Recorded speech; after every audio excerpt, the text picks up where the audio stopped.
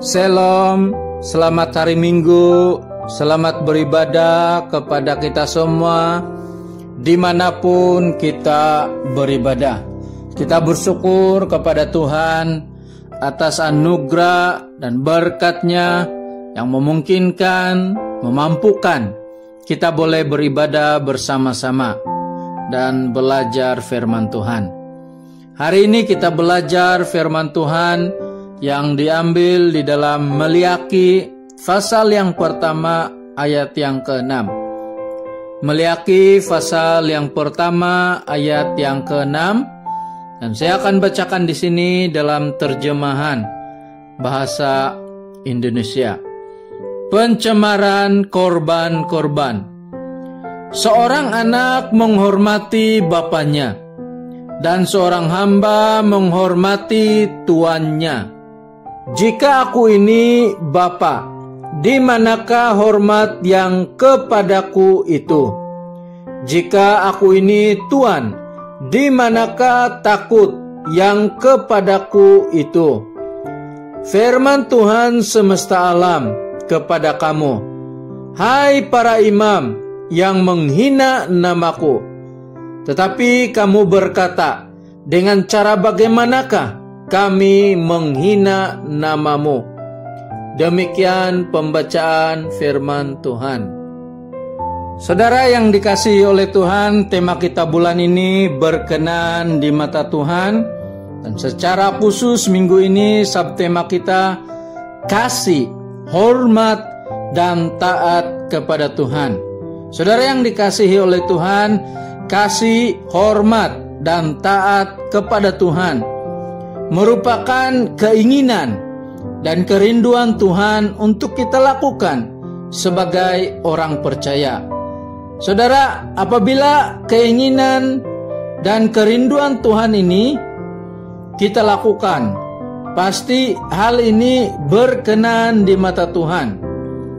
Dalam kitab Maliaki ini kita dapat melihat bahwa orang-orang Israel dan juga para imam tidak lagi sungguh-sungguh mengasihi Tuhan, tidak lagi sungguh-sungguh menghormati Tuhan, tidak lagi sungguh-sungguh taat kepada Tuhan. Tindakan dan perbuatan para imam banyak mendorong orang-orang Israel berdosa di hadapan Tuhan. Kerinduan Tuhan adalah orang-orang Israel mengasihi dan menghormati Tuhan, dan itu juga menjadi kerinduan Tuhan untuk kita lakukan. Sebab itu tema hari ini mendorong kita untuk mengasihi, menghormati, dan taat kepada Tuhan. Saudara yang dikasihi oleh Tuhan, melalui subtema hari ini kita belajar 3 perkara melalui pembacaan firman Tuhan, yaitu yang pertama, kasih kepada Tuhan. Dalam kitab Maliaki ini Tuhan secara khusus menyatakan bahwa Tuhan sangat mengasihi orang-orang Israel. Itu dapat kita lihat di dalam Maliaki 1 ayat yang kedua. Bukti kasih Tuhan kepada orang-orang Israel sejak semula adalah memilih Yakub dan membenci Esau. Kenapa Tuhan menyatakan demikian? Kita dapat melihat di dalam kitab Ibrani 12 ayat yang ke-16, Esau menghina hak kesulungannya.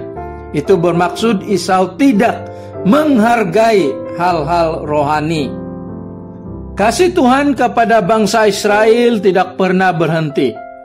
Meskipun orang-orang Israel seringkali menyakiti hati Tuhan, tetapi ketika mereka berbalik dan meminta pengampunan Tuhan, Tuhan senantiasa mengampuni dan menolong mereka. Itu menyatakan kasih Tuhan kepada orang-orang Israel. Kemuncak kasih Tuhan adalah Dia memberikan Yesus bagi kita semua. Di dalam Yohanes 3 ayat 16, karena begitu besar kasih Allah kepada dunia, Dia memberikan Yesus supaya setiap kita yang percaya tidak binasa. Kalau kasih Tuhan begitu besar kepada kita. Wajar Tuhan mau supaya kita mengasihi Tuhan. Tindakan kasih yang Tuhan lakukan seharusnya mendorong kita untuk sungguh-sungguh mengasihi Tuhan. Ada ramai orang yang lebih memilih mengasihi dunia ini daripada mengasihi Tuhan, yang akhirnya menghancurkan dia. Sebab itu saudara yang dikasihi Tuhan, hari ini mari kita mengambil keputusan dengan bijaksana untuk memilih mengasihi Tuhan lebih daripada kasih kita kepada orang lain. Saudara yang dikasihi Tuhan, hal kedua yang kita belajar adalah hormat kepada Tuhan. Hormat kepada Tuhan merupakan sikap di hadapan Tuhan yang mengakui, menyadari bahwa Tuhan perlu disembah dengan tulus. Firman Tuhan yang sudah kita baca menyatakan bahwa para imam tidak menghormati Tuhan dan menghina Tuhan. Mereka menghina Tuhan dengan memberikan persembahan korban yang cacat. Para imam mempersembahkan korban yang buta, tempang, sakit, dan kurang baik di atas mezbah. Dengan kata yang lain, para imam tidak memberikan persembahan korban yang terbaik. Saudara yang dikasihi Tuhan, kita pun pastinya tidak suka kalau kita diberikan sesuatu yang buruk, apalagi Tuhan pencipta langit dan bumi. Saudara yang dikasihi Tuhan, kita perlu tunjukkan rasa hormat kita kepada Tuhan dalam kehidupan kita sehari-hari, juga ketika kita beribadah. Kita juga menghina Tuhan seperti para imam.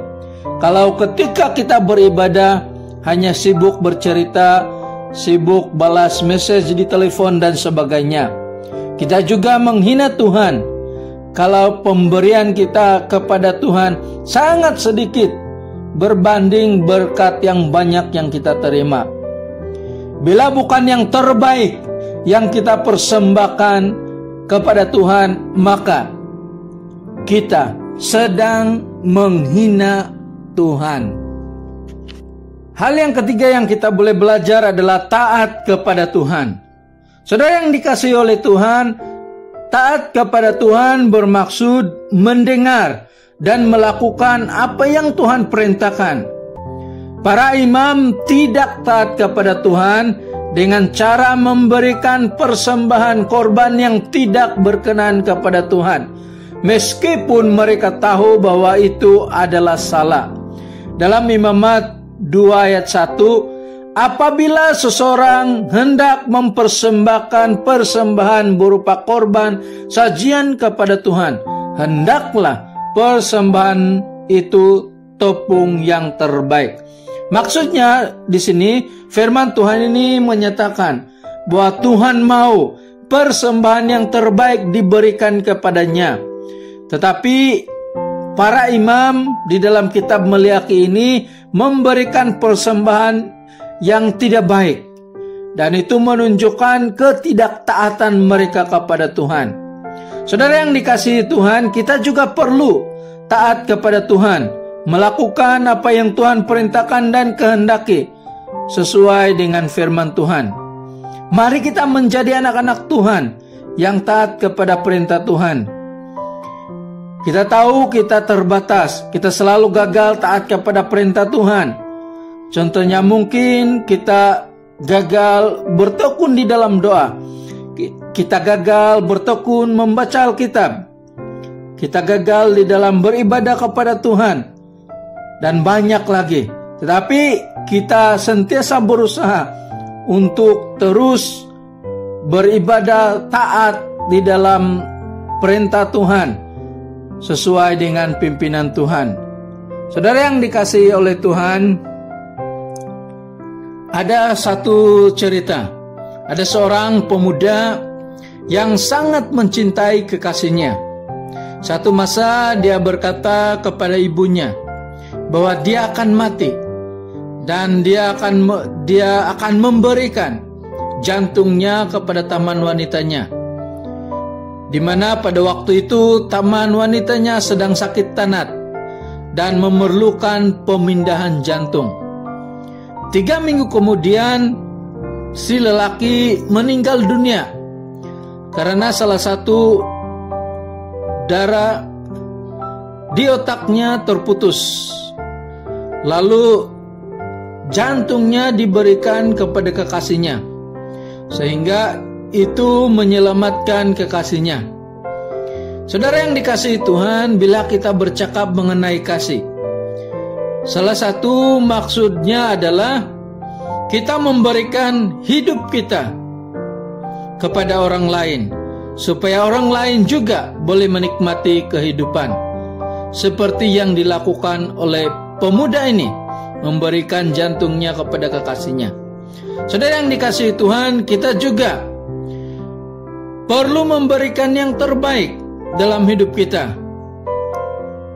Kita menghormati Tuhan, kita taat kepada Tuhan, karena kasih kita kepadanya, kita memberikan hal-hal yang terbaik, hal-hal yang berharga di dalam hidup kita.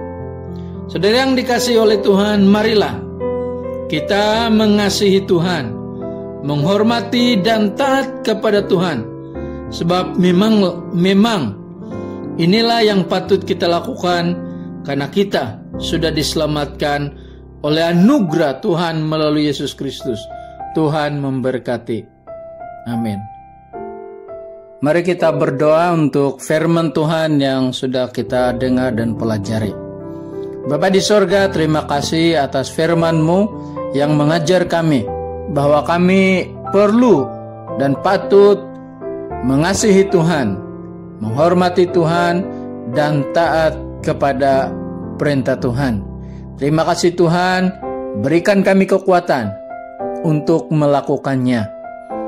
Biarlah nama Tuhan yang akan terus ditinggikan di dalam hidup kami. Saat ini kami mau berdoa untuk jemaat Tuhan dimanapun berada. Tuhan kiranya yang memberkati kehidupan mereka. Bagi yang mengalami pergumulan di dalam kesehatan, Tuhan sembuhkan mereka. Yang ada beban berat, Tuhan lepaskan. Untuk keadaan negara kami yang berhadapan dengan penularan COVID-19, Engkau berkati dan berikan kami kekuatan supaya kami boleh mematuhi SOP yang sudah ditetapkan oleh kerajaan. Kami juga berdoa supaya Tuhan memberkati barisan hadapan, berikan mereka kekuatan, hikmat dalam pekerjaan mereka, bahkan Tuhan melindungi mereka. Untuk keadaan ekonomi gereja kami yang terjejas akibat COVID ini, Tuhan, Engkau berkati, Engkau campur tangan, Engkau memberkati ekonomi gereja kami. Kami percaya Tuhan memberkati jemaat-Mu dan juga memberkati ekonomi gereja kami. Terima kasih Tuhan, kami berdoa supaya Tuhan terus campur tangan dalam kehidupan kami sehari-hari, bahkan juga di dalam pelayanan gereja kami. Terima kasih Tuhan, di dalam nama Yesus kami berdoa. Amin.